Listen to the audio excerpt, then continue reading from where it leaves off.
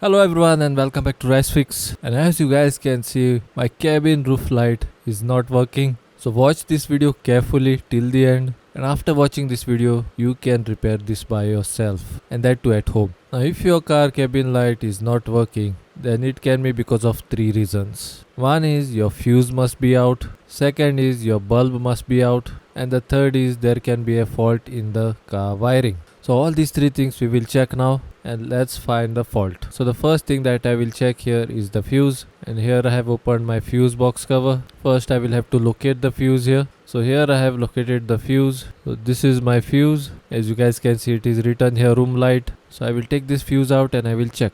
So here I'm going where the fuse is, and as you guys can see, this yellow cover like thing which is there, this is my fuse, so I will take that out. So here I have taken out this thing, and on this there are two fuses. The 10 amps fuse is a room light fuse. So let's test it guys, and to test it you will need a multimeter and you will have to put it on the continuity. So here I am doing a continuity test, and the moment I touch both the terminals, a sound should come, and as you guys can see, the sound is coming. If this sound comes, then my fuse is working properly. If your fuse is not working, then you can take the fuse out like this by sliding it on the side like this and replace it with a new one. So my fuse is fine, so I will put this back and I will close the fuse box cover. Then I will proceed to do the next step, and in the next step I will check the wiring. So take a minor screwdriver or a tester like this and pry this cover out. Then again use the screwdriver and pry out the bulb. Now as you guys can see, my bulb is out, and if I look at it like this, it looks fine. But first,